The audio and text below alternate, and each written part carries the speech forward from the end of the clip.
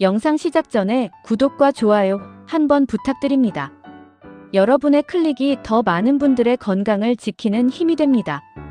많은 분들이 과일과 채소를 먹기 전에 꼭 하는 행동이 있습니다. 바로 깨끗하게 씻는 것입니다. 물에 여러 번 헹구고 문질러 씻고 심지어 껍질까지 벗겨서 먹는 경우도 많습니다. 이 정도면 괜찮겠지라고 생각하는 분들이 대부분입니다. 하지만 문제는 여기서 시작됩니다. 우리가 이렇게까지 신경 써서 씻었는데도 여전히 남아있는 것이 있습니다. 바로 잔류 농약입니다.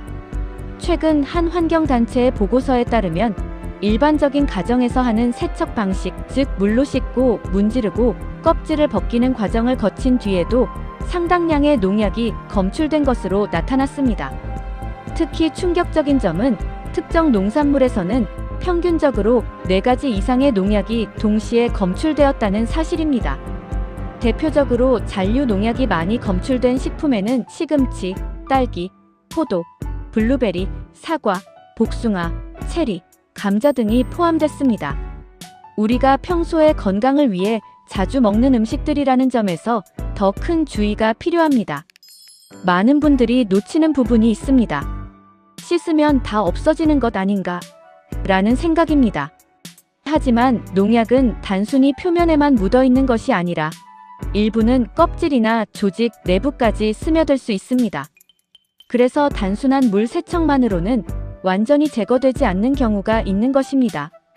특히 시금치와 같은 잎채소는 표면적이 넓고 구조가 복잡하기 때문에 농약이 더 잘 남을 수 있습니다. 과일 역시 마찬가지입니다. 딸기나 블루베리처럼 표면이 고르지 않은 과일은 농약이 틈 사이에 남기 쉬운 구조를 가지고 있습니다. 이렇게 여러 종류의 농약이 동시에 몸에 들어오게 되면 어떤 문제가 생길까요? 전문가들은 농약이 장기간 축적될 경우 건강에 부담을 줄 수 있다고 말합니다. 일부 화학물질은 호르몬에 영향을 줄 수 있고 면역 체계나 대사 기능에도 영향을 줄 가능성이 제기되고 있습니다. 특히 더 주의가 필요한 대상이 있습니다. 바로 아이들과 임산부입니다. 어린아이의 경우 체중 대비 노출 영향이 더 크게 나타날 수 있고 임신 중에는 태아 발달에도 영향을 줄 수 있다는 연구 결과들이 보고되고 있습니다. 하지만 여기서 중요한 점이 있습니다. 그렇다고 해서 과일과 채소를 아예 먹지 말아야 하는 것은 절대 아닙니다. 실제로 대부분의 농산물은 정부에서 정한 안전기준 이하의 농약 잔류량을 가지고 있는 경우가 많습니다. 즉, 무조건 위험하다고 단정할 필요는 없습니다. 문제는 모르고 먹는 것입니다. 알고 대비하는 것과 아무 생각 없이 먹는 것은 완전히 다른 결과를 만들 수 있습니다. 그렇다면 우리는 어떻게 해야 할까요? 가장 현실적인 방법은 세척 방법을 조금 더 신경 쓰는 것입니다. 흐르는 물에 여러 번 씻는 것은 기본이고 가능하다면 손으로 가볍게 문질러주는 것이 좋습니다. 잎채소는 한 장씩 떼어 씻는 것이 훨씬 효과적입니다. 또한 껍질을 벗길 수 있는 과일이나 채소는 상황에 따라 껍질 제거도 도움이 될 수 있습니다. 그리고 한 가지 음식만 반복해서 먹기보다는 다양한 식품을 골고루 섭취하는 것이 특정 물질의 축적을 줄이는데 도움이 됩니다. 가능하다면 농약 사용이 적은 것으로 알려진 식품을 선택하는 것도 하나의 방법입니다.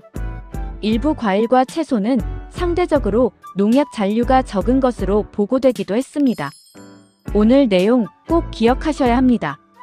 우리는 건강을 위해 과일과 채소를 먹고 있지만 그 과정에서 놓치고 있는 부분이 있을 수 있습니다. 중요한 것은 먹지 말 것이 아니라 제대로 알고 먹는 것입니다. 깨끗이 씻었다고 안심하기보다는 한 번 더 생각하는 습관이 여러분의 건강을 지키는 시작이 될 수 있습니다. 여러분께서 구독해 주시면 더 많은 분들께 이 정보가 전달됩니다. 댓글에 여러분의 경험이나 궁금한 점도 남겨주세요. 하나하나 답변 드리겠습니다. 여러분의 건강이 제일 중요합니다. 우리 함께 건강해집시다.